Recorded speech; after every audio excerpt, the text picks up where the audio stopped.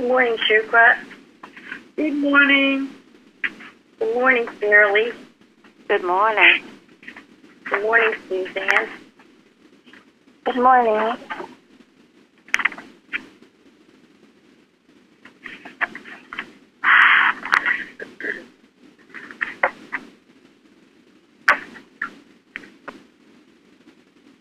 Good morning, Elizabeth. Good morning.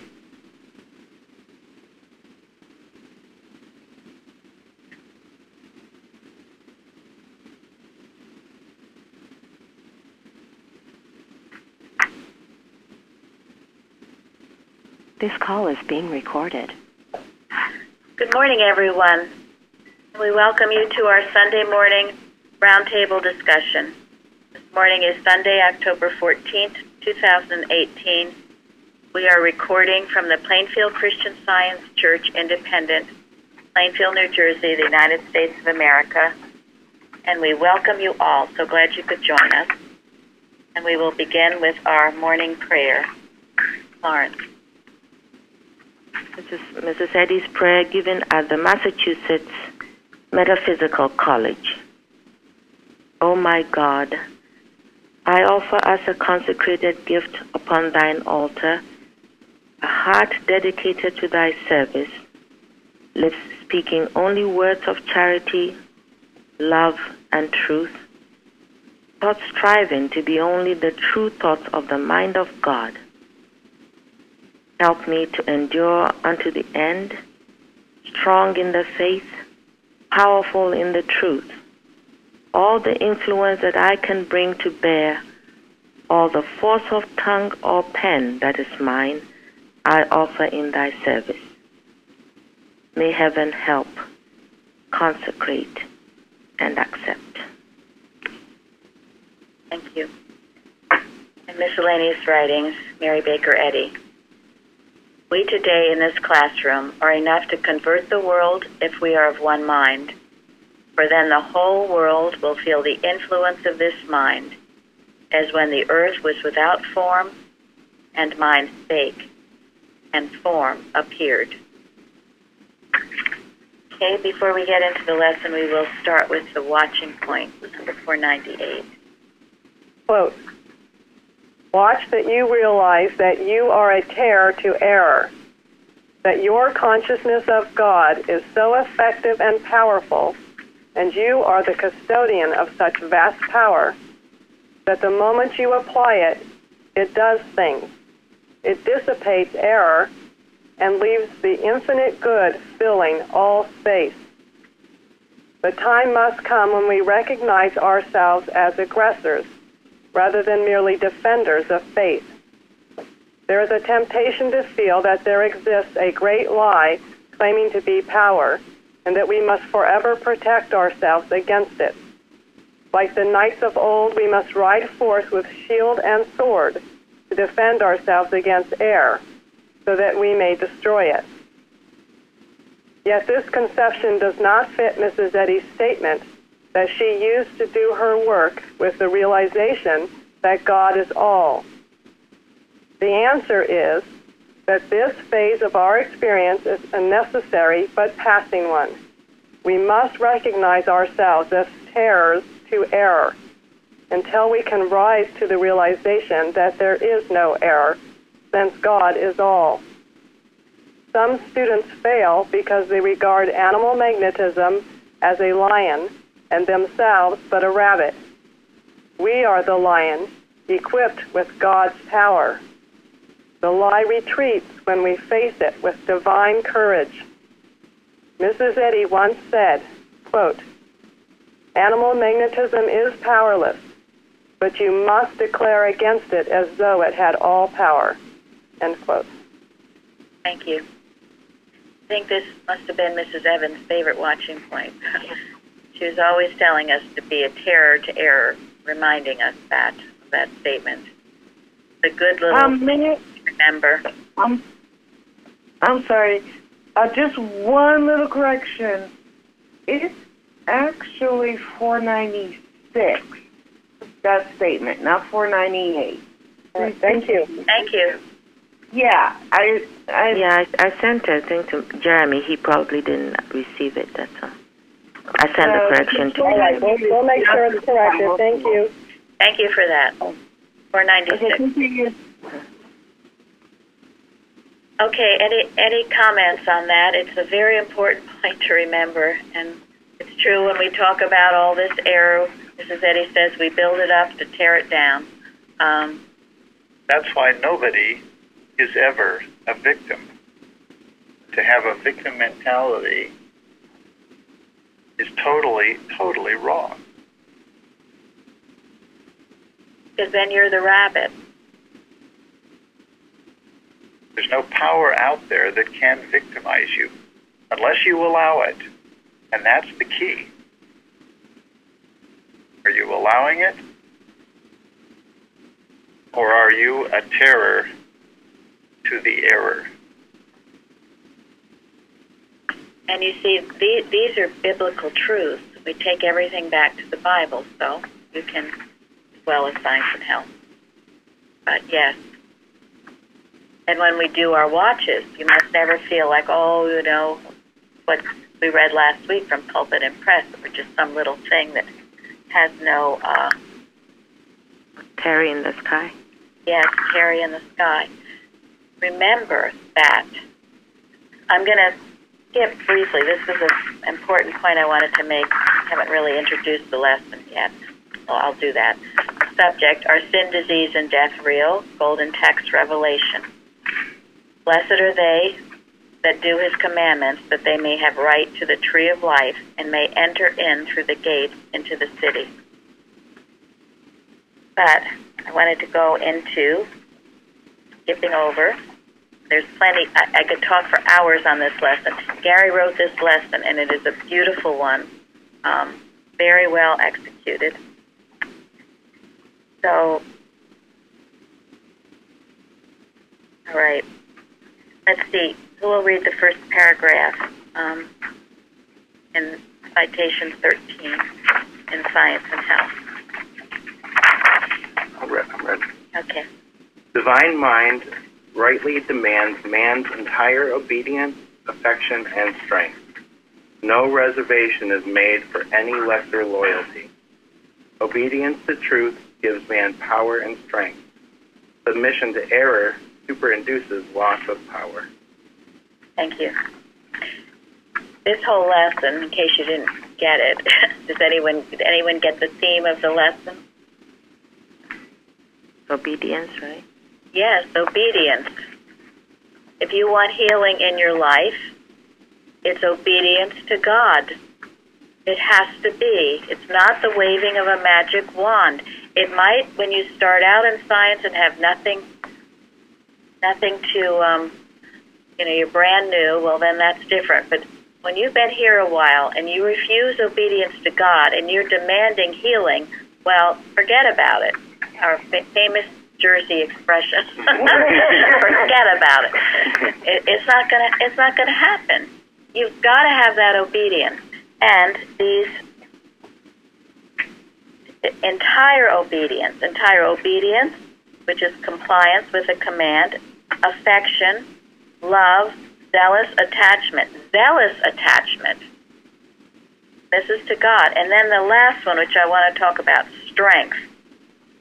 I was so surprised. If you look up strength in the 1828 dictionary, it's got so many definitions. Power, force, firmness, application of force without breaking or yielding. Then it quoted, the act will crush the strength of Satan. Then power of mind, power of any faculty, force of writing, expression, so that a deep impression is made on the mind of the reader or hearer.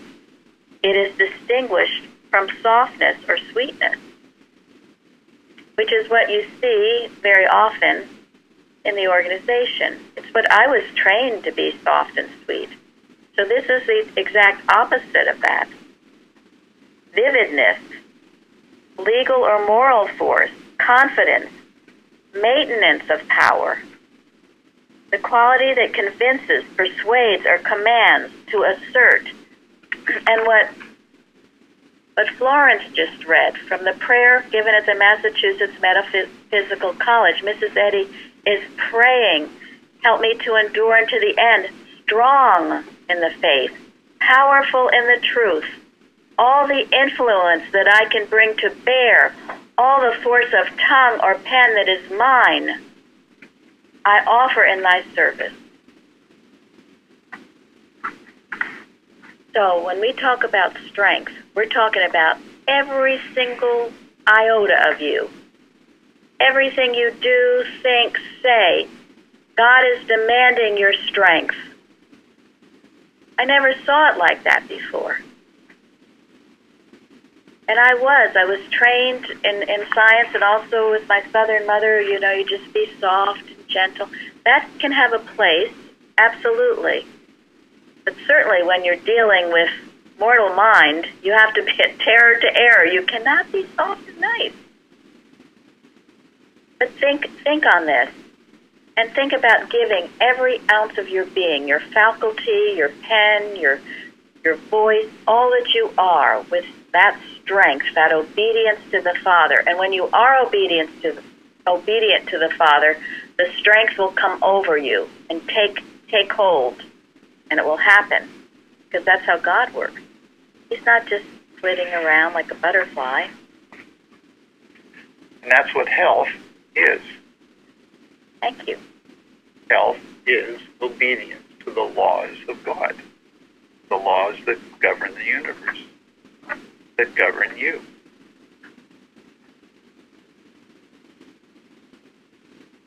So, if you're suffering from some kind of sin or disease or whatever,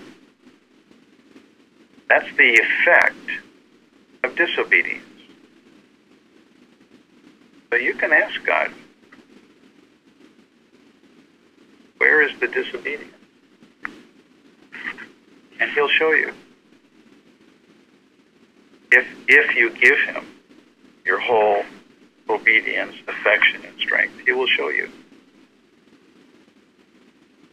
And that is in that citation, obedience to truth. When you obey God, you're gives you power and strength, while submission to error superinduces loss of power. So all the times you're disobedient, you don't want to do this or you don't want to do that, you don't want to speak up to an error, you want to be lazy, you don't want to whatever, you are superinducing loss of power. God doesn't do it to you. Weakness is not a quality of God.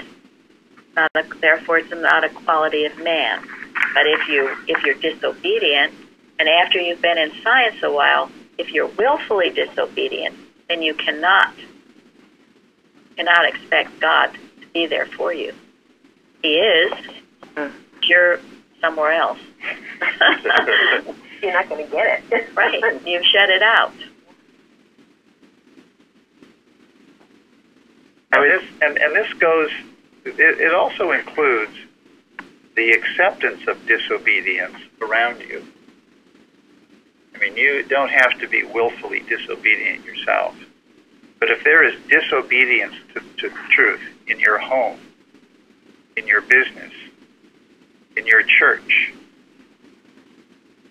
if you accept it, you're condoning it. You're going along with it, and you're accepting something other than God's law. And while you may not be willfully disobedient yourself, the effect on you and your loved ones will be the same.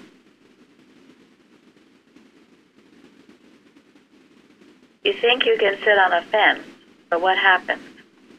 Fall off. Fall off. And that's what people try to do. They try to placate someone in their family, and eventually it does, and then they wonder why they're not getting the results that they think they should be getting. Because that's disobedience. Instead of them pulling you down to their level, you are to pull them up to your level. And if you really mean it, you really mean business, that's what will happen. But if you're sitting on that fence, and then expect to fall off. Eventually, yes. Don't be surprised when it happens. And it's dangerous to tolerate disobedience while you're preaching Christian Science. Thank you. Very, very dangerous. Yes. If you're going to do that, please just shut up. Excuse my language. But do not be preaching it and acting like you're some big scientist. You will drive other people insane. The people in your family will get very rebellious. Because when you're talking it and you're not living it, there'll be rebellion.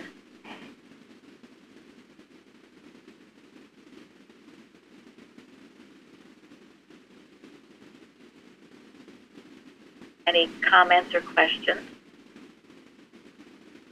I think the word entire is what brings what you're saying into view. Entire obedience, affection. So how much do I love God? Yes. In order to not want all these other things to interfere. That's it. That's right. Thank you. Yeah, I mean, remember, we're dealing here with a science. We're not dealing with a fad or some kind of, fashion of the year. We're dealing with a science. We're dealing with the laws that actually govern the entire universe. You can't dabble with them. You can't disobey them on the one hand and then think that you can obey them and that they'll work for you on the other hand.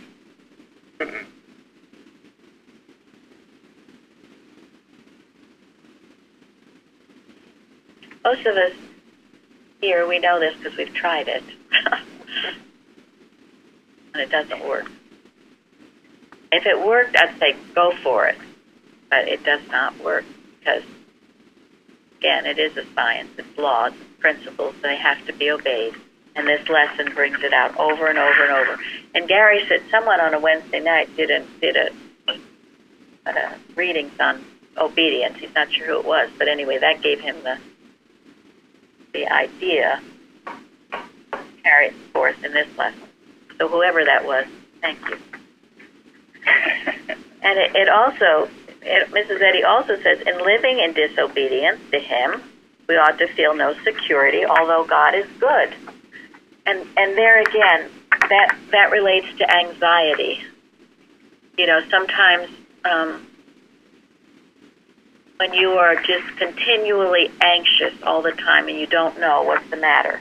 Now, sometimes that's just error and you need to boot it out. It's always just error. But if you are living in disobedience to God, you will feel what? Anxious. Yes, you will. You're going to feel, and rightfully so, until you figure out what it is that you're not doing that you should be doing. Once you do it, you're going to feel really great. And that's divine love warning you. That's all it is. People, when people were in the presence of Jesus, a lot of them were really anxious. They felt very, very uncomfortable. Most of them didn't know why they felt uncomfortable. So most of them who felt very uncomfortable thought there was something wrong with Jesus, and they hated Him for their own discomfort. Whereas if they had just understood, and Mrs. Eddy says this somewhere in Science and Health, if they had just understood that their discomfort was the error within them coming out to be healed, destroyed and healed, they would have welcomed that discomfort and they would have done the right thing by recognizing what it is and seeing its destruction.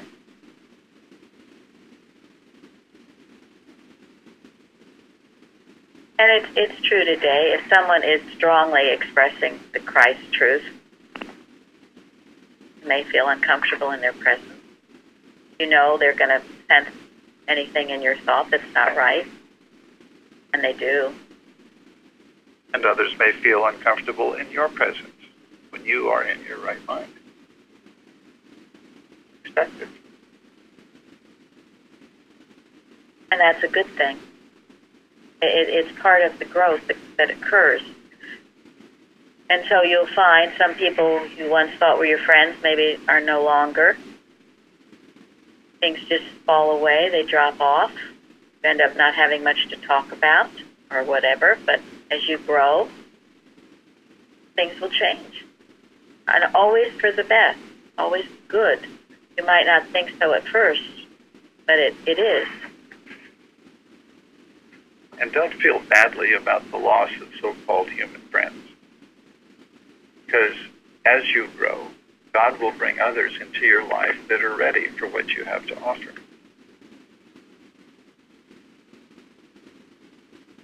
And if you love mankind and God,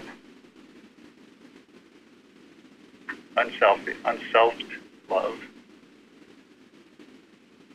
there will be a constant supply of things for you to do for those who are ready. And you'll never be alone.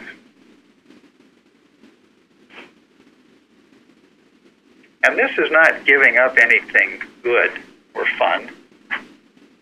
I mean, obedience to God's laws is not a boring thing. It's definitely not boring being here. So. Well, I don't think anyone thinks this is boring. And we all have a good time doing what we're doing. But it brings more contentment, really. I mean, Absolutely. you can be happy, and nothing underneath. Exactly. So never fear that you're going to have to give up anything good to obey God. Give Him your whole heart. And while we're on this citation, someone wanted to speak? I wish I had learned that in Sunday school. I loved Sunday school, but we didn't talk about obedience, and we didn't talk about what it meant to be on the straight and narrow. And it took me decades to understand what obedience means. It meant coming to Plainfield. This is the first place where I understood what it meant to be obedient, because I just thought it would be really bad and boring and like being in a convent, and I wouldn't have fun. I was completely misled, and now I understand that it's wonderful. It's a protection, and the best part is you don't waste time doing stupid things. It's the amount of time we can waste being disobedient and having to undo the messes that we get ourselves into. That, I think, is something you don't think about. Right. You spend so much time after you've been disobedient with all kinds of things. I don't know. Because things are a mess, so you have to take care of the mess. Well, if you just did what was right, you wouldn't have to. And that's why we talk about retracing our steps. You have to retrace your steps and go back and do it all over again. With tears, right? With tears, yes. Now, that was well said, Susan. I think that we all can feel a little bit the same way. That we wish we had learned sooner. But you know something? Fortunately, it's never too late. We have an infinity, right, to grow, to learn about God. And Mrs. Eddy says, Like time. Exactly. Learning about God is, doesn't happen in a Well, I think it was Edward Kimball that said, even though we have eternity, don't take 50 or 60 years learning this. That is right. Don't take 50 or 60 years learning it. Don't say, my whole life I've had this truth and I haven't used it. Today I'm going to use it. Let's not do that, okay? Speaking to someone. So, yeah. Someone said if you're not having fun, you're not practicing Christian. So I know. Bignell Young. Yes. So while we're on this citation, both Linda and Parsons wrote to it on the forum. What stuck out to me was the submission to error. was superinduces loss of power, and I realized the victim thinking, which I really suffered from before I came here and still I work on. That's what that was. By being a victim, I was making my own loss of power. And last week during the roundtable, we were talking about the science and health, and it was pointed out that it was not being obedient to the moral and spiritual law that was causing the problem. And I thought it was really wonderful that this week then was all about moral and spiritual law. And I loved the Bible study because it was about how Phineas stood up. And you have to be, he was tough. I mean, it seems tough. We're not killing people, but you have to be that aggressive. And I'm glad to be learning it. The moral law is the first commandment. And that's what I started to think about. So thank you. Moral law is very important. And maybe while we're here, Elizabeth here? Elizabeth, you can read, because she addresses, because it seems to always have to be reminded of this. For the Lord thy God is a consuming fire, even a jealous God. Elizabeth, what did you write about that? Well, before I started learning how to understand the Bible spiritually, these kinds of sentences would trip me up. I didn't understand what it meant for God to be a jealous God. And it bothered me because I was always thinking of it in human terms. So I looked up, I remember Herbert Eustace in Christian Science, It's Clear, Correct Teaching, explains how to interpret some of the terms used to describe God, and jealousy is one of them. He says, quote, jealousy in its ultimate meaning is that which tolerates no rival, no presence aside from its own. Is not this the definition of is? Is, by its very nature of being all that is, holds within itself all that is, and becomes a law of annihilation to everything apart from itself. There could be no greater jealousy than this. On the contrary, the human sense of jealousy envisages something apart from itself, something to be jealous of. The understanding of God as the one jealous God, that isness, that is all that is, annihilates the human concept of jealousy by supplying its own perfect completeness. That's wonderful. Thank you. That's the right sense of it. It's important we understand it, and it makes more sense. And as Mrs. Eddy says, life, truth, and love are a law of annihilation against anything unlike themselves. And that's a great power, because as you express those qualities of God, you will annihilate anything unlike itself. That's why if you're living with something in your home that's not right, well, you need to be expressing more of the life, truth, and love of God, because if it will annihilate it if you really are living it. It won't necessarily annihilate the person. Well, that's up to them, right? It is kind of up to them. It's their choice. But certainly this... They can stay and get right or leave.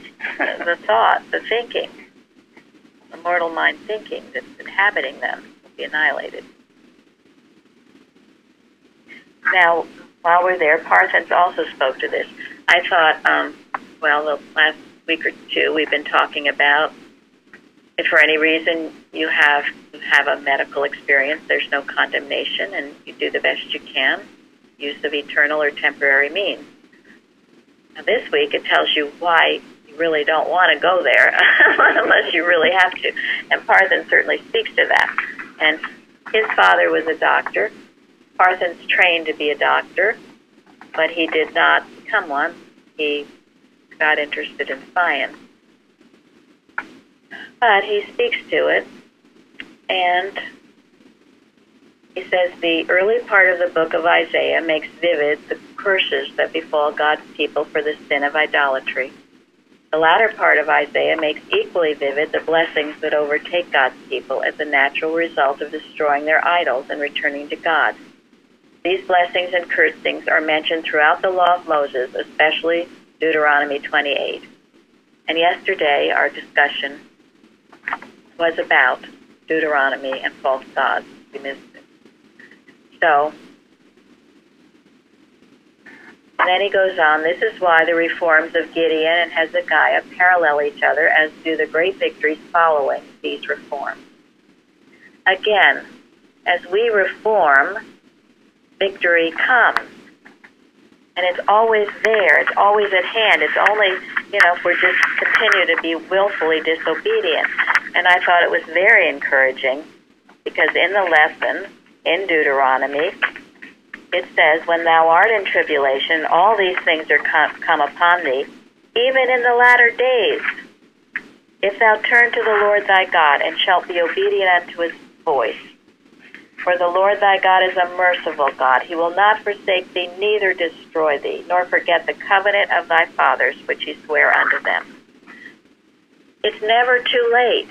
Even if you're in the latter days, even if things seem, impossible, it's not ever too late. Not in science. It's Day-Day's readings. What were Day-Day's readings, Jeremy? Nothing? Yeah. Possible is possible to God. Right. The impossible is possible to God. And that's true of our country, other nations, even what seems to be the latter days.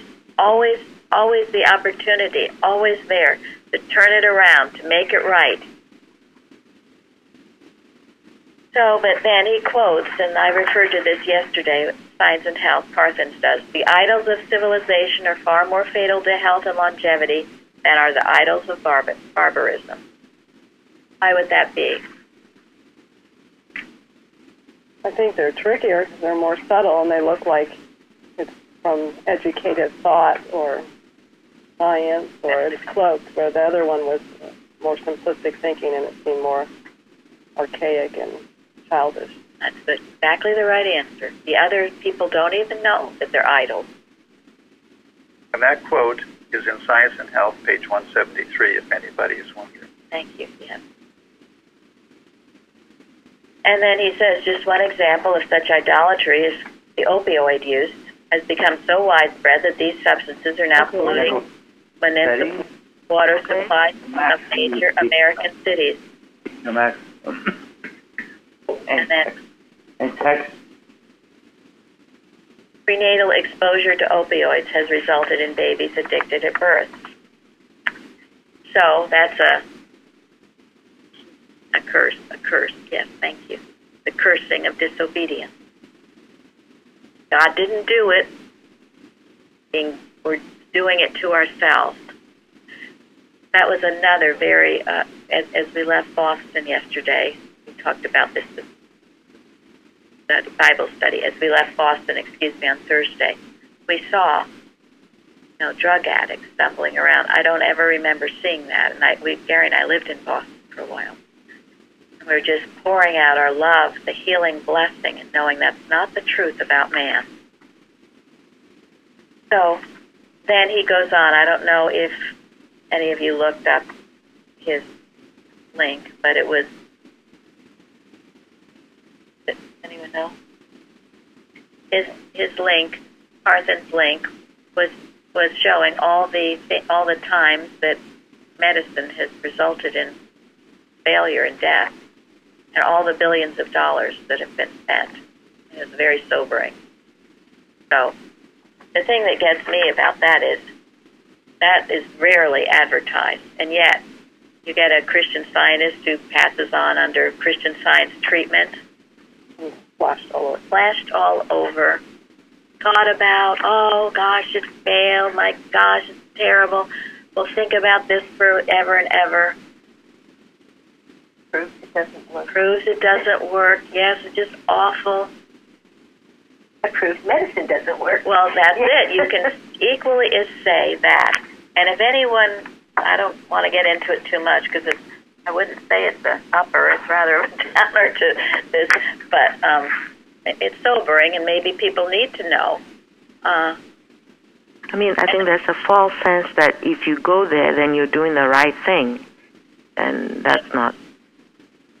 That's not necessarily the case. No. No, because you're putting yourself into a system of human experimentation and belief. It's not a science. And I love it. In the lesson is Materia Medica a science or a bundle of speculative human theories? Yes. It's not a science. Here we've been talking about, we've got a science, a true science. It works. But Materia Medica is not that. And now, Pilar, I'd like you to speak to that. You wrote about it on the forum. Yes, I have seen it time and time again. The failure of prescription medications, having all these side effects that are really, if you even take the time to read them, it will put the fear of God in you before taking that pill or medicine, because the results or the possible results are usually worse. It's the same like the chemotherapy. It's a poison that they put into your body, hoping that it will kill the cancer before it kills you. So, I mean, to me, that's really scary. Well, yes. So there's a reason we can thank God every single day that we have Christian Science, and to thank God every single day that we have Mary Baker Eddy, and a reason why we will give our total, entire obedience to God, all our affection, our obedience, our strength to God, and living this science. Please, thank God for it. And as I said, if you ever have to go the other route, go. Mrs. Evans used to say it's like taking your car to the car mechanic. Take it in, take it out. Get the heck out of there, okay?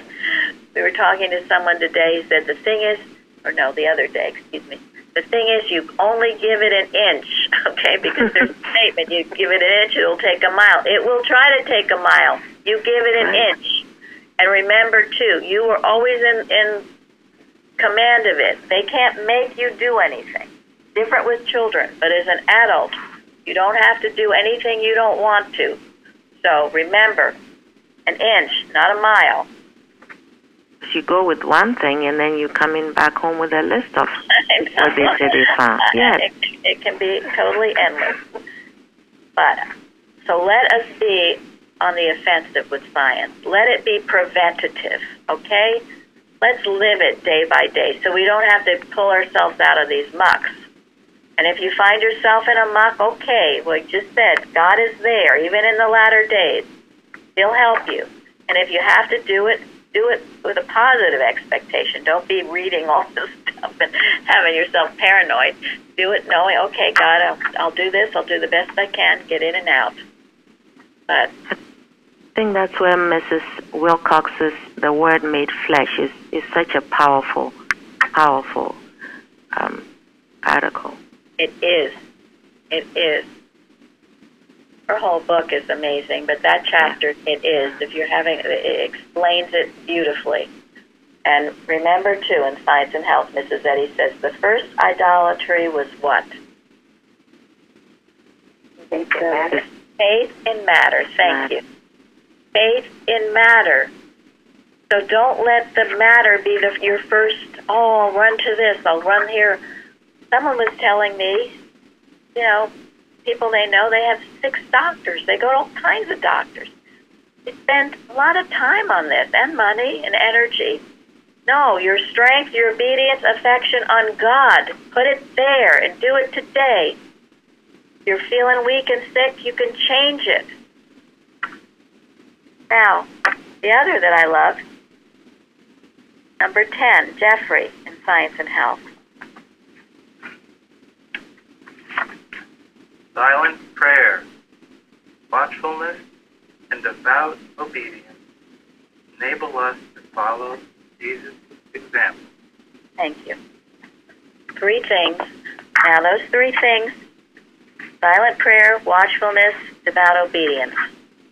You can do that anywhere, any place, anytime. You do not have to live in a mansion. You do not have to live in a certain city. You do not have to be of a certain race. You do not have to live in a certain nation. Anybody, these truths are available to us all. You do not need a college degree.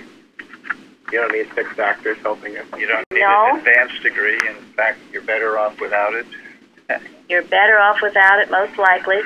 Mrs. Eddy says, the purpose of his great life work, meaning Jesus, extends through time and includes universal humanity. Isn't that wonderful? Universal. All these aliens or whatever, everything, every place, everywhere. So this is another reason you're not a victim, because this is available to you. You can do this. I say that these days, right? You can do this. Come on, you can do this. You can pray, you can watch, and you can start obeying God. Now, if you don't, well, then you're going to have to face the consequences. And in belief, you will feel like a victim, and you'll feel like this and that, and maybe it's convenient to blame your circumstances. But you're just going to be living in that Adam dream, and it's just not fun. And you have to do it yourself. You can't depend on anybody, ask anybody. Only you can do it. That's true. And that's true when you're, working on your computer or answering emails, Lillian. You can do it, okay? You can figure those things out yourself. You don't have to ask everybody. You can do it because God gave you the intelligence to do it. And I'm saying this to her, but, I know it applies to others too as things come up during the day. You can do it. Turn to God. I mean, Jeremy, what do you say about this? Oh, well. The only reason I know anything about computers now is because before, when an issue came up, I didn't stop until I figured it out, and it just kept going after that. So, and now I just apply that to Christian Science too. So it's a good attitude to have. This is an opportunity to figure it out. Well, and we were very blessed having Jeremy here, and he answers many of our questions. It's true. But it's good to be able to rely on ourselves and our ability to figure things out ourselves. Not drive Jeremy nuts. And not drive Jeremy nuts, which is why I mentioned this today. So he's always there, and he's always very kind in helping people. But all of these things are available to everyone, everywhere. Don't ever think they're not. And if it seems to be that they're not, then the Word made flesh makes this really clear. What are you looking at if it seems to be not? There's something about blaming your circumstances, that if you do that, you hold those circumstances to you. I remember talking to somebody about, where he started from. He says, well, those were the cards I was dealt with, so I just took them and did the best I can with it. Thank you. It just proves that your circumstances don't define your destiny. It's just your starting point. Thank you. Move on from there. Thank you. The Bible tells us God is our helper, so He's present all the time. I've had to do my computer, I wasn't so good with anything on it. It helped me very much to just silent prayer. God, Father, help me, help me, help me. Before you know it, the direction comes to take. Right where the error seems to be. It's helpful. Thank you. And also, God will help us, but God will not play second string to anyone or anything. Well, and that's true. And you get so involved with trying to find the human answer. It's just a rabbit hole. It'll just take you every which way. And so when you turn to God, then things are much quicker, much faster. Thank you, Michael. Sometimes it's useful to just step away from whatever is presenting for a minute and be quiet. Direction comes. Thank you. Yeah, and I think that's what she means by silent prayer here. Silence the material senses. And some of that is fear. It's almost always fear. I've got to have this now. I've got to have this email now. I've got to have this now. I've got to have that now. And this pressure. The only pressure is the apostolic command to come out from the material world and be separate. And that you take your sweet time. My grandmother used to tell me, haste makes waste, and that's true. You start rushing around trying to figure and calling everybody under the sun to help you, or looking here, there, and everywhere, and you'll make problems for yourself. Just be quiet, be peaceful. I think it's on one of the articles. I think it's Thoughts on Church. Talks about how one of the steps is hate is animal magnetism. And I figured that one out. Yes, it is. Mrs. Evans used to say that, and maybe she got that from Mrs. Eddy, but it is. And pressure is too. Whenever you feel pressure, you stop and do this. Pray, watch, obey. Never feel pressure from anybody. People would like to push you into doing things. Certainly that's the whole plan of a salesman. Oh, it's not going to be here tomorrow. It's probably going to be gone in a couple hours. You better get it now. That's when you turn and say, have a good day. Now, in the last vacation, and this comes up often, where Mrs. Eddy talks about, agree with thine adversary quickly, whilst thou art in the way with him. Now, we have talked about this before. Does anyone remember what it means?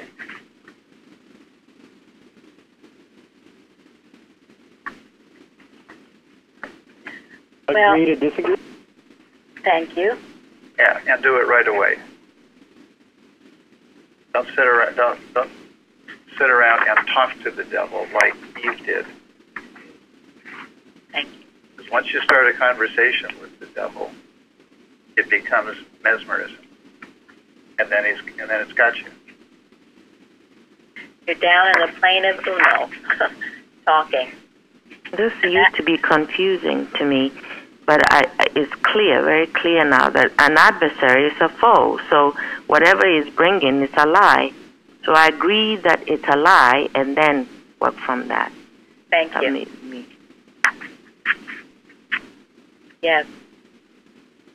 Yeah, and you do that while you're still in the way with it. In other words, as soon as it comes to you, because if you don't, it'll sink into your consciousness, and it'll become more difficult to deal with it later. More real. That is why, when you're having a problem, like we were just talking about, when you start talking to everybody about it, it makes it more real, and then you get all these human opinions as to what you should do, rather than just being quiet.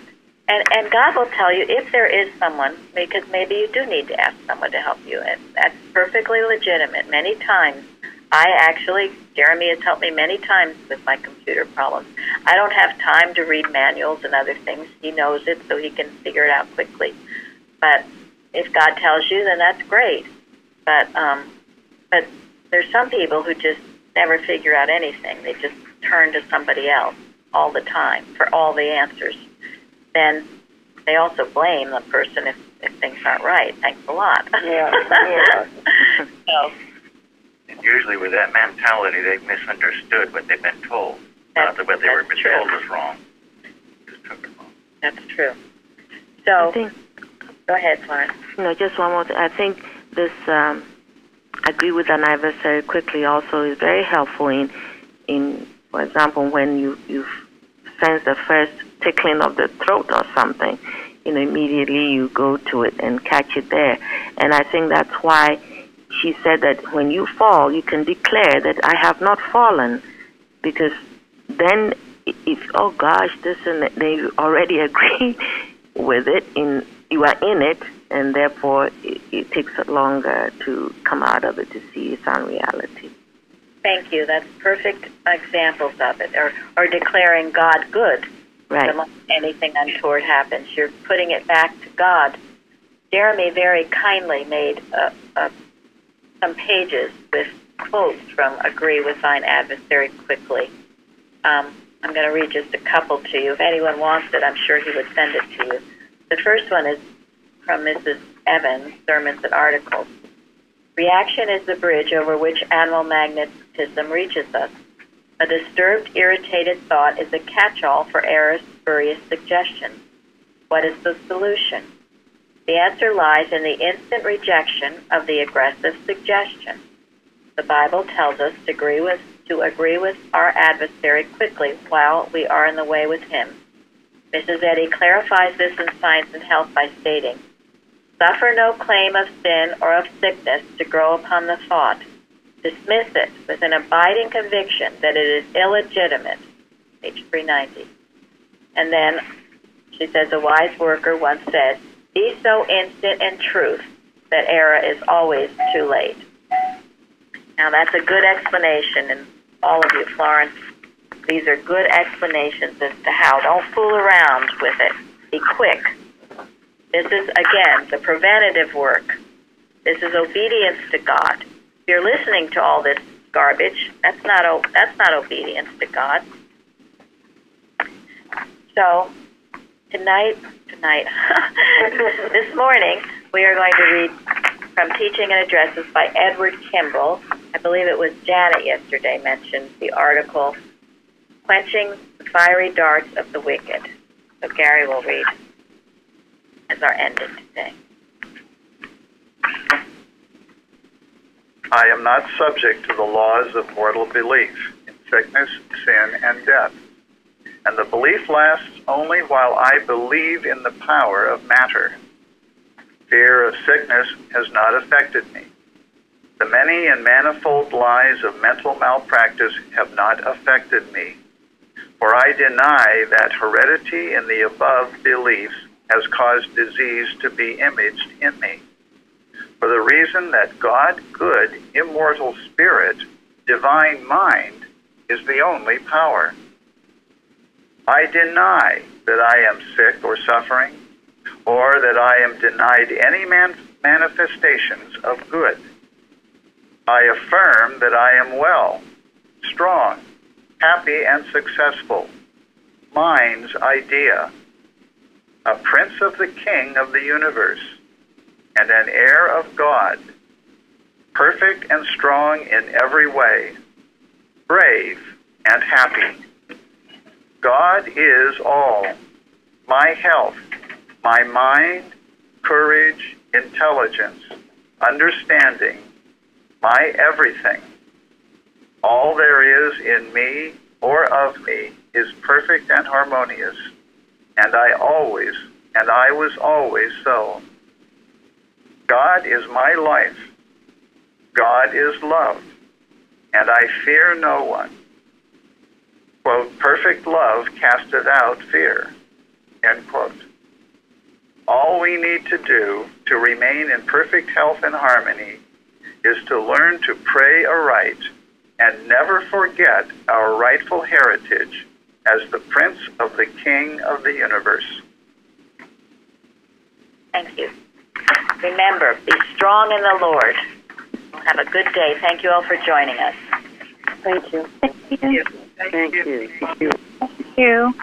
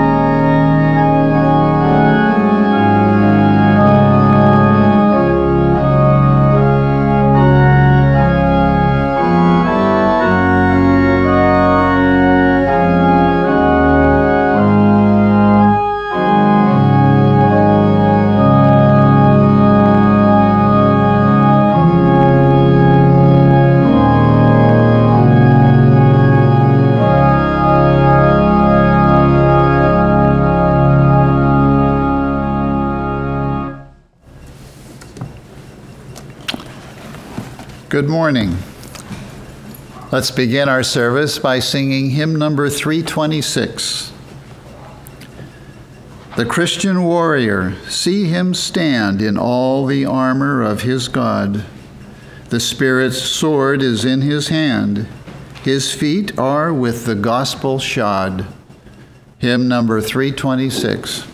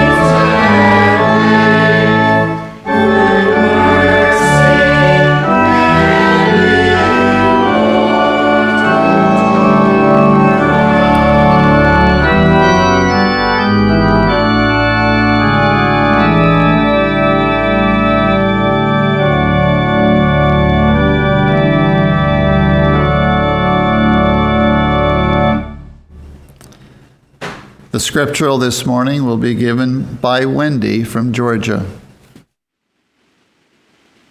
I will read from Romans. There is therefore now no condemnation to them which are in Christ Jesus, who walk not after the flesh, but after the Spirit. For the law of the Spirit of life in Christ Jesus hath made me free from the law of sin and death.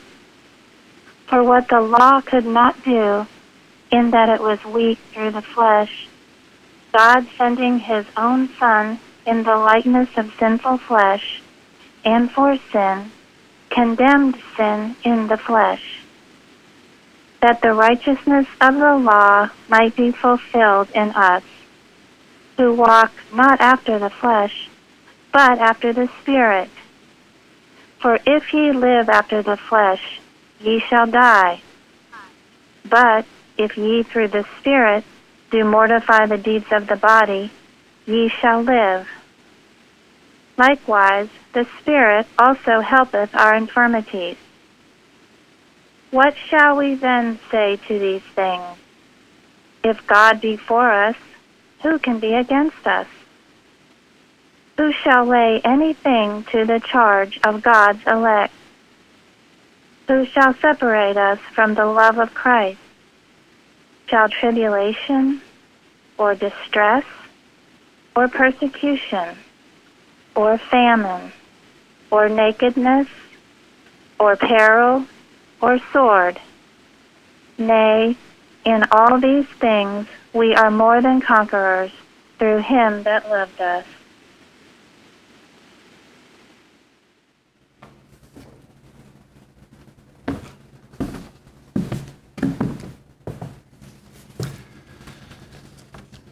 We will now have a moment of silent prayer and follow with the Lord's Prayer and its spiritual interpretation as given in the Christian Science textbook.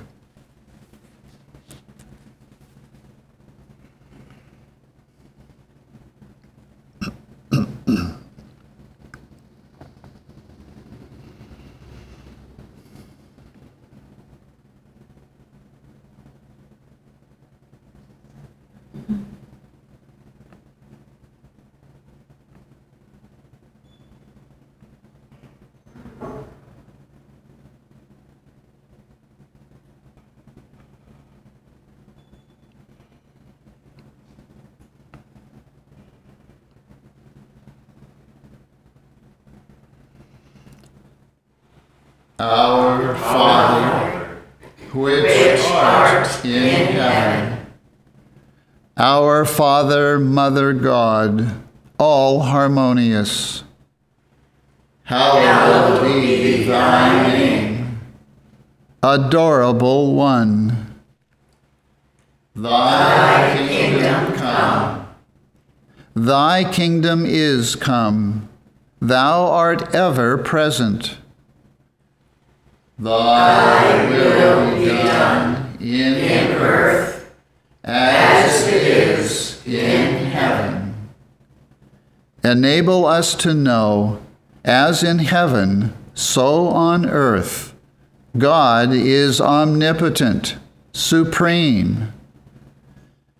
Give us this day our daily bread. Give us grace for today. Feed the famished affections. And forgive us our debts, as we forgive our debtors. And love is reflected in love. And lead us not into temptation, but deliver us from evil. And God leadeth us not into temptation, but delivereth us from sin, disease, and death. For thine is the kingdom, and the power, and the glory, forever. For God is infinite, all power, all life, truth, love, over all and all.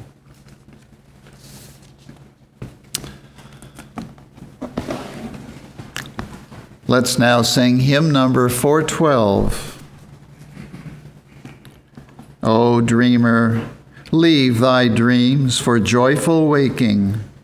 O captive, rise and sing, for thou art free. The Christ is here, all dreams of error breaking, unloosing bonds of all captivity. Hymn 412.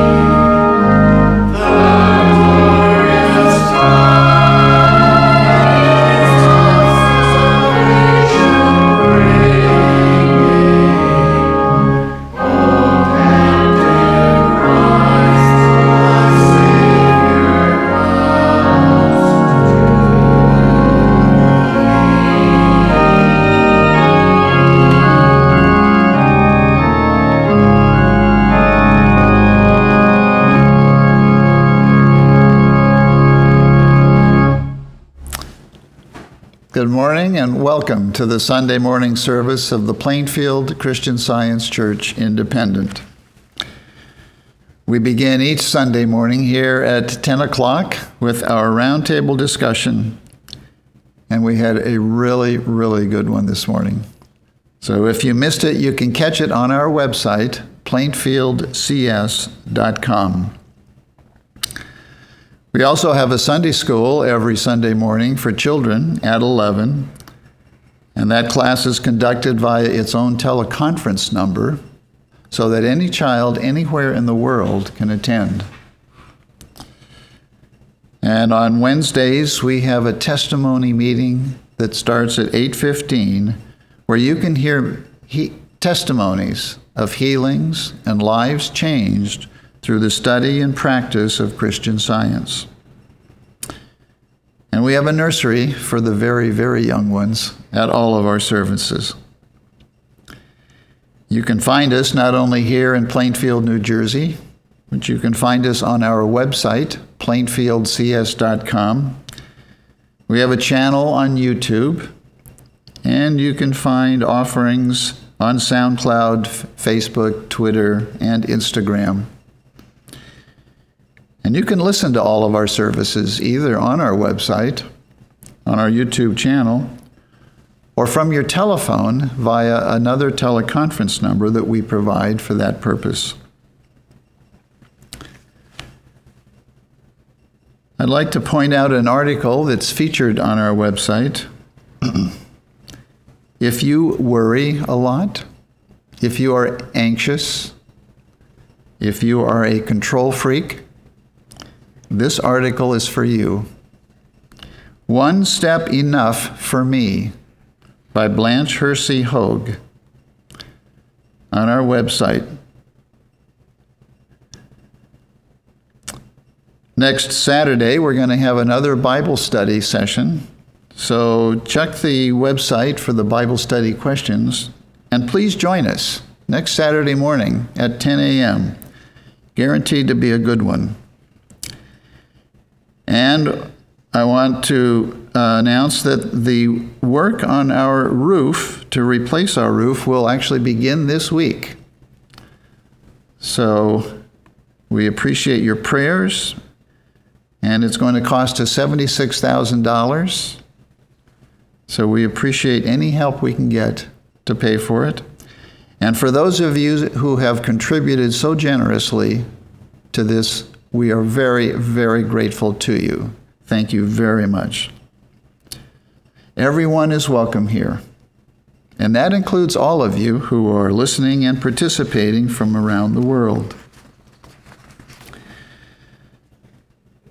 Now we're going to have the reading of a testimony from the book Miscellaneous Writings by Mary Baker Eddy.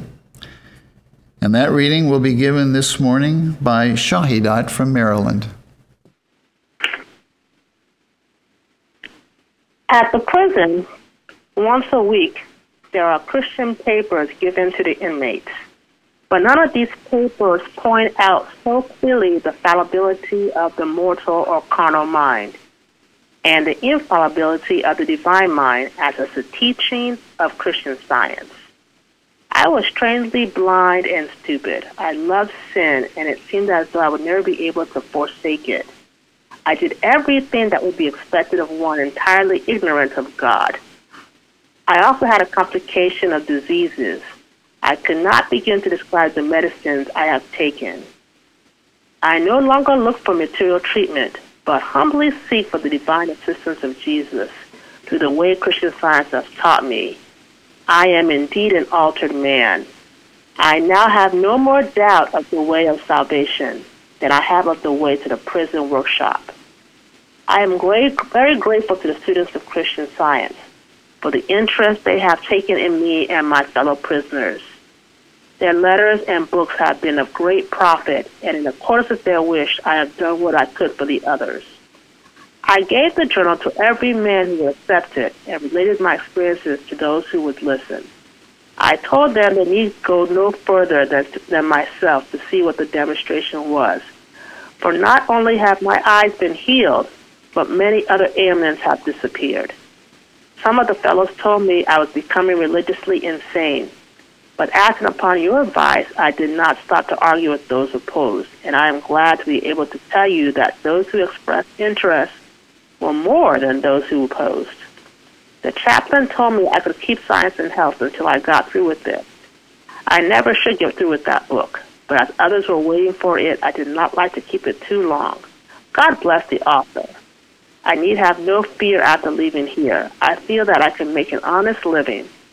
I can honestly add that my bad reputation is largely due to my lack of education. What little I do know, I learned here and in the house of correction. I tell you this, for I feel that I must be honest with the kind friends who have done so much for me. Provided I should be paroled, I shall remain here until the 24th of next December. God bless you all. J.C.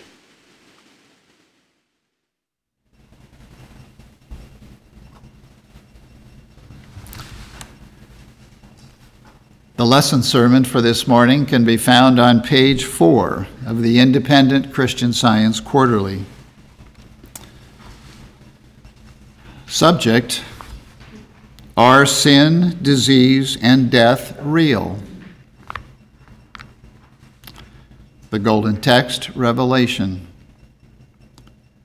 Blessed are they that do his commandments, that they may have right to the tree of life, and may enter in through the gates into the city.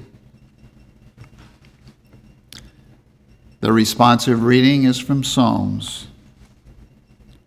Bless the Lord, O my soul, and forget not all his benefits. Who forgiveth all thine iniquities, who healeth all thy diseases, who redeemeth thy life from destruction, who crowneth thee with loving kindness and tender mercies, who satisfieth thy mouth with good things, so that thy youth is renewed like the eagles. Because thou hast made the Lord, which is my refuge, even the Most High, thy habitation, there shall no evil befall thee, neither shall any plague come nigh thy dwelling. For he shall give his angels charge over thee, to keep thee in all thy ways.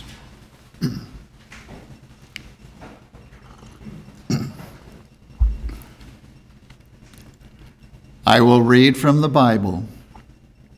Exodus.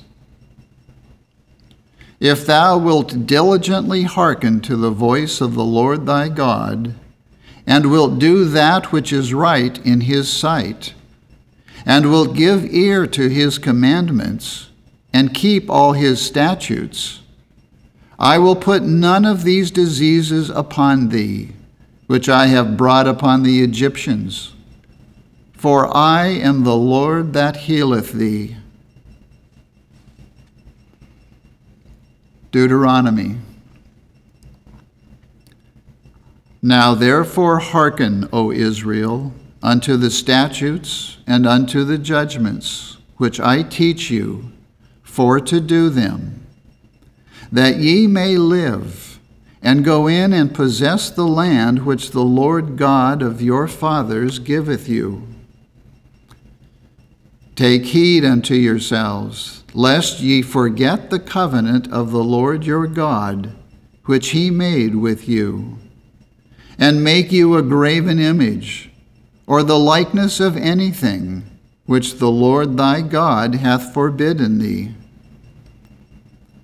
For the Lord thy God is a consuming fire, even a jealous God.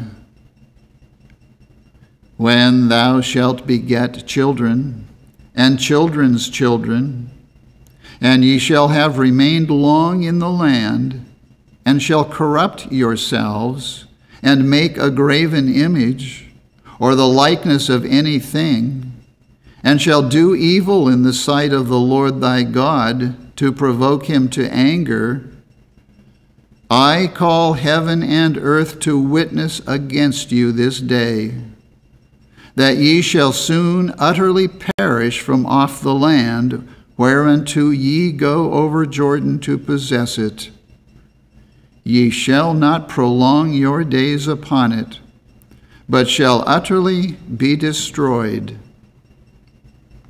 But if from thence thou shalt seek the Lord thy God, thou shalt find him, if thou seek him with all thy heart and with all thy soul.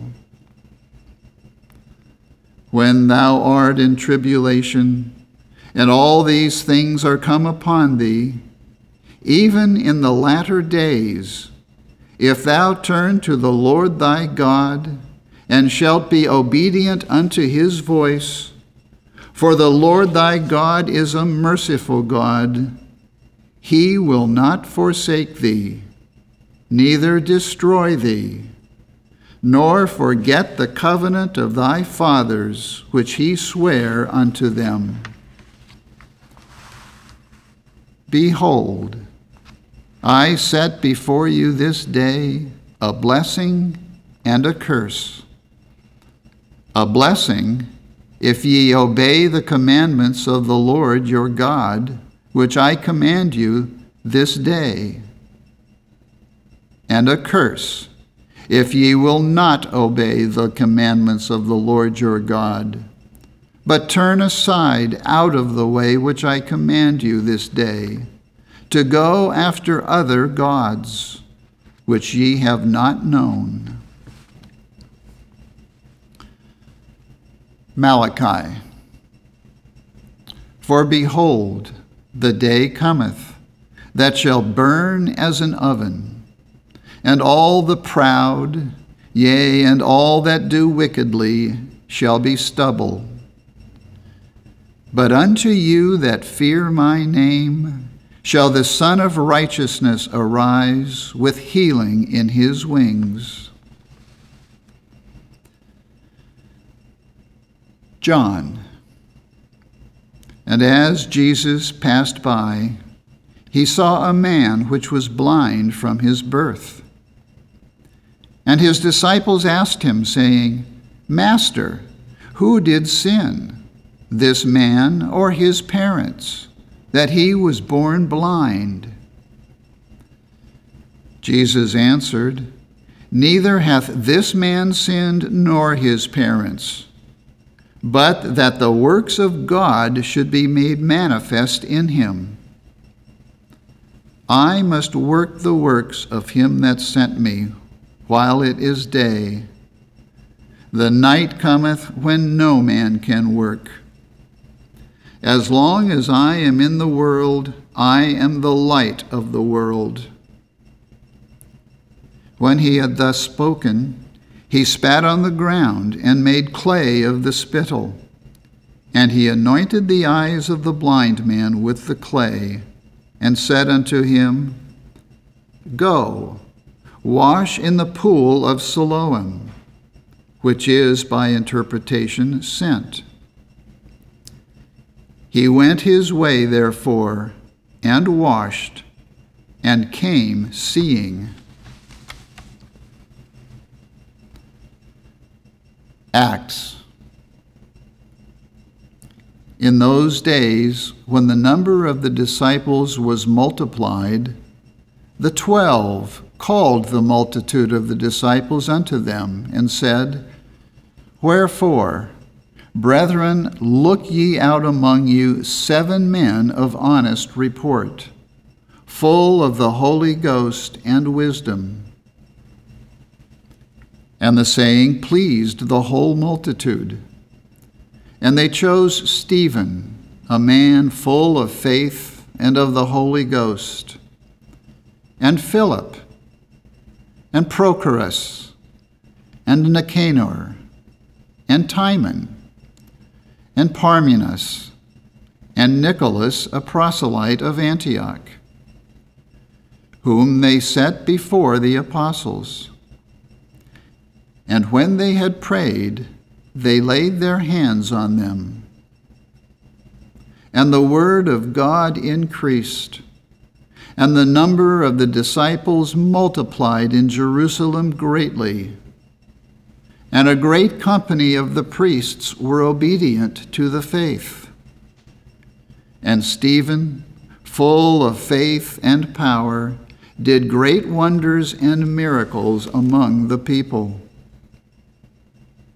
Then Philip went down to the city of Samaria and preached Christ unto them. And the people with one accord gave heed unto those things which Philip spake, hearing and seeing the miracles which he did. For unclean spirits, crying with loud voice, came out of many that were possessed with them.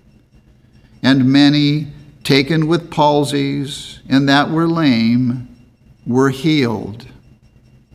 And there was great joy in that city. Isaiah. The Lord shall guide thee continually, and satisfy thy soul in drought, and make fat thy bones. And thou shalt be like a watered garden, and like a spring of water, whose waters fail not.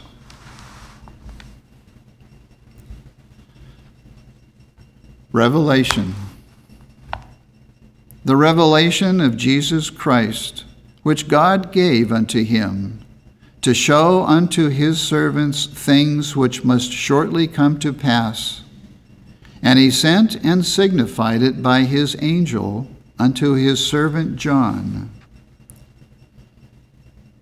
And I saw a new heaven and a new earth, for the first heaven and the first earth were passed away, and there was no more sea.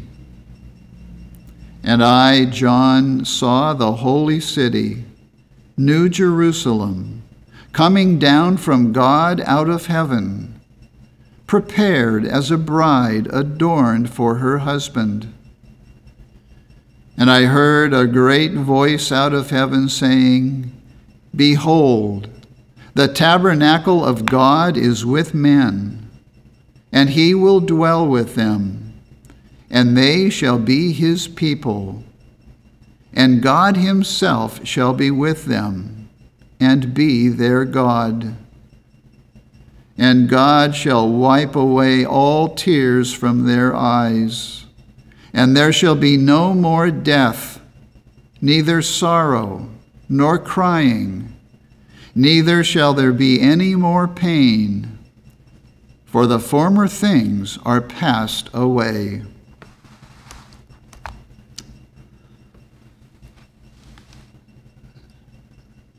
Fairley from Maryland will now read. Science and Health with Key to the Scriptures by Mary Baker Eddy.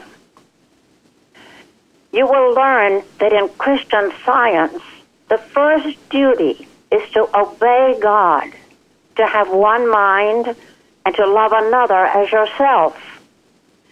We shall obey and adore in proportion as we apprehend the divine nature and love him understandingly, warring no more over the corporeality, but rejoicing in the affluence of our God. The science of mind disposes of all evil. Truth, God, is not the father of error. Then sickness and death are to be classified as effects of error. Christ came to destroy the belief of sin. The God principle is omnipresent and omnipotent. God is everywhere, and nothing apart from him is present or has power. The confidence inspired by science lies in the fact that truth is real and error is unreal. Error is a coward before truth. We classify disease as error, which nothing but truth or mind can heal. And this mind must be divine not human. Mind transcends all other power and will ultimately supersede all other means in healing. In order to heal by science, you must not be ignorant of the moral and spiritual demands of science, nor disobey them. Moral ignorance or sin affects your demonstration and hinders its approach to the standard in Christian Science. Since the author's discovery of the might of truth in the treatment of disease as well as of sin, her system has been fully tested and has not been found wanting. But to reach the heights of Christian Science, man must live in obedience to its divine principle. To develop the full might of this science, the discords of corporeal sense must yield to the harmony of spiritual sense, even as the science of music corrects false tones and gives sweet concord to sound. Understanding spiritual law and knowing that there is no material law, Jesus said, "These signs shall follow them that believe. They shall take up serpents, and if they drink any deadly thing, it shall not hurt them. They shall lay hands on the sick, and they shall recover." It were well had Christendom believed and obeyed this sacred saying. Jesus' promise is perpetual. Had it been given only to his immediate disciples, the scriptural passage would read you, not they. The purpose of his great life work extends through time and includes universal humanity. Its principle is infinite, reaching beyond the pale of a single period or of a limited following. As time moves on, the healing elements of pure Christianity will be fairly dealt with. They will be sought and taught, and will glow in all the grandeur of universal goodness.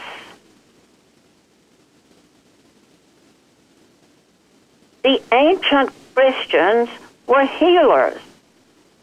Why has the element of Christianity been lost? Because our systems of religion are governed more or less by our systems of medicine. The first idolatry was faith in matter. The schools have rendered faith in drugs the fashion, rather than faith in deity. By trusting matter to destroy its own discord, health and harmony have been sacrificed. Such systems are barren of the vitality of spiritual power, by which material sense is made the servant of science, and religion becomes Christ-like. Mind as far outweighs drugs in the cure of disease as in the cure of sin. The more excellent way is divine science in every case. Is materia medica a science or a bundle of speculative human theories? The prescription which succeeds in one instance fails in another. And this is owing to the different mental states of the patient. These states are not comprehended, and they are left without explanation except in Christian Science. The rule and its perfection of operation never vary in science. If you fail to succeed in any case, it is because you have not demonstrated the life of Christ, truth, more in your own life, because you have not obeyed the rule and proved the principle of divine science. Silent prayer, watchfulness, and devout obedience enable us to follow Jesus' example. The entire education of children should be such as to form habits of obedience to the moral and spiritual law, with which the child can meet and master the belief in so-called physical laws, a belief which breeds disease. Those who cannot demonstrate, at least in part, the divine principle of the teachings and practice of our Master have no part in God. If living in disobedience to Him, we ought to feel no security, although God is good. Divine mind rightly demands man's entire obedience, affection, and strength. No reservation is made for any lesser loyalty. Obedience to truth gives man power and strength. Submission to error superinduces loss of power. Truth casts out all evils and materialistic methods with the actual spiritual law, the law which gives sight to the blind, hearing to the deaf, voice to the dumb, feet to the lame. When the first symptoms of disease appear, dispute the testimony of the material senses with divine science. Let your higher sense of justice destroy the false process of mortal opinions which you name law, and then you will not be confined to a sick room, nor laid upon a bed of suffering in payment of the last farthing, the last penalty demanded by error. Agree with thine adversary quickly whilst thou art in the way with him. Suffer no claim of sin or of sickness to grow upon the thought. Dismiss it with an abiding conviction that it is illegitimate, because you know that God is no more the author of sickness than He is of sin. You have no law of His to support the necessity either of sin or sickness. But you have divine authority for denying that necessity and healing the sick.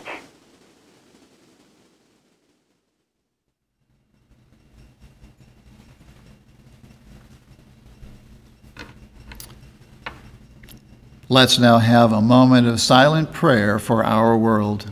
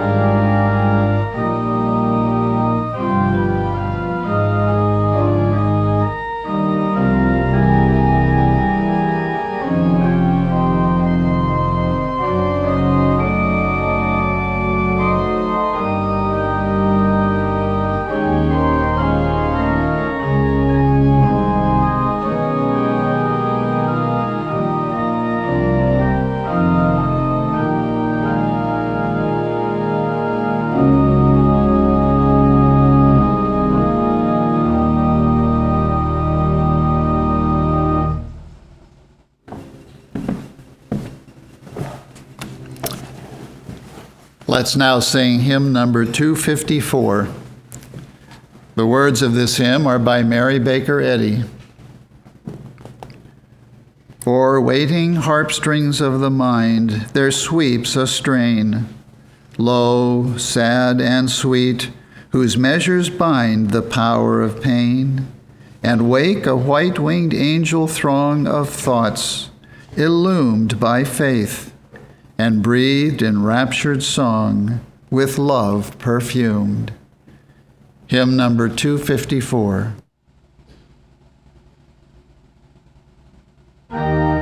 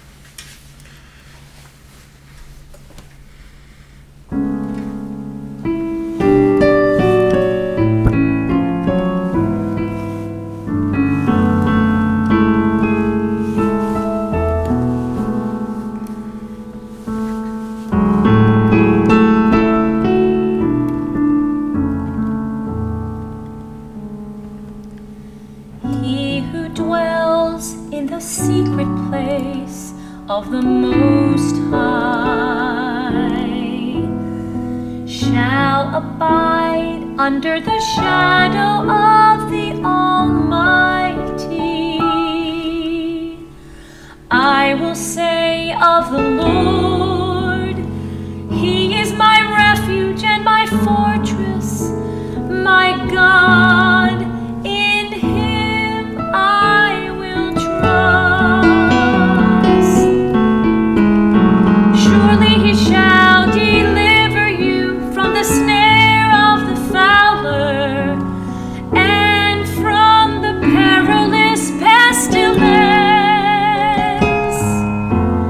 He shall cover you with His feathers, and under His wings you shall take refuge. His truth shall be your shield and buckler. You shall not be afraid of the terror by night, nor of the arrow that flies by day, nor of the pestilence that walks in darkness, nor of the destruction that lays waste at noonday. 1,000 may fall by your side, and 10,000 at your right hand, but it shall not come near you. Only with your eyes shall you look and see the reward of the wicked, because you have made the Lord, who is my refuge, even the Most High, your dwelling place. No evil shall befall you, nor shall any plague come near your dwelling. For He shall give His angels charge over you to keep you in all of your ways. In their hands they shall bear you up, lest you dash your foot against a stone. You shall tread upon the lion and the cobra, the young lion and the serpent you shall trample underfoot.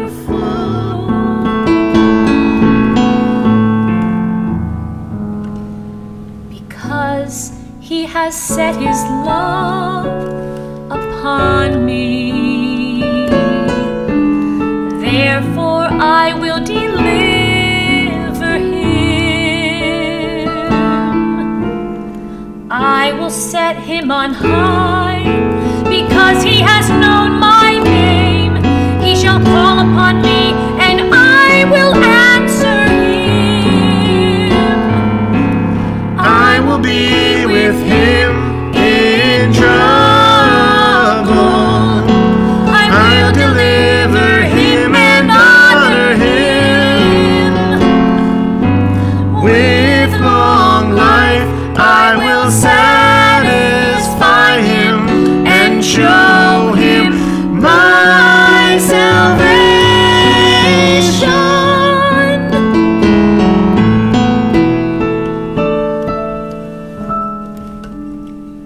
He who dwells in the secret place of the Most High shall abide under the shadow of the Almighty. I will say of the Lord, He is my refuge and my fortress, my God, in Him I will trust. My God, in Him I will trust.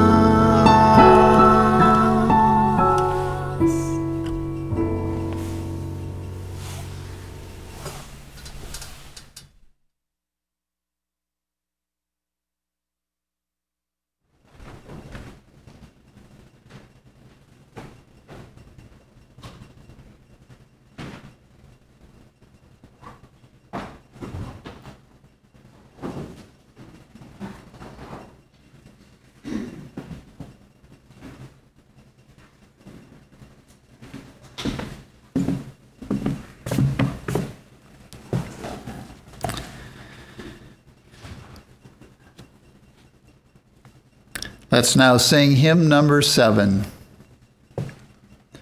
Abide with me. Fast breaks the morning light. Our day star rises, banishing all night. Thou art our strength, O truth that maketh free. We would unfailingly abide in thee. Hymn number 7.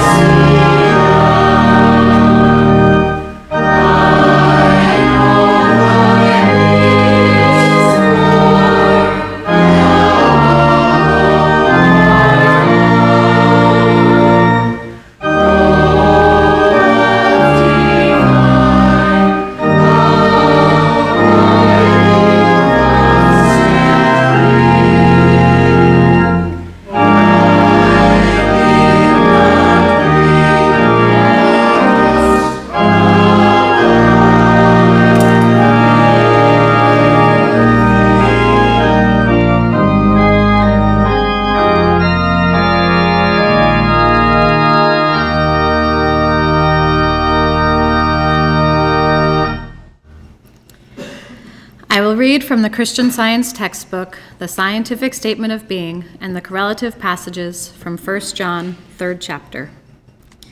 There is no life, truth, intelligence, nor substance in matter.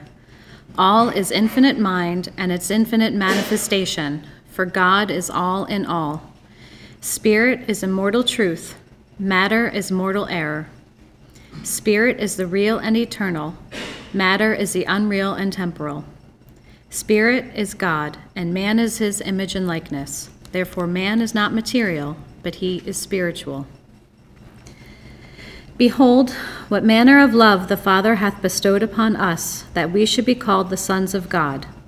Therefore the world knoweth us not, because it knew him not. Beloved, now are we the sons of God, and it doth not yet appear what we shall be. But we know that when he shall appear, we shall be like him, for we shall see him as he is. And every man that hath this hope in him purifieth himself, even as he is pure. Grace, mercy, and peace from God our Father and Jesus Christ our Lord. Amen.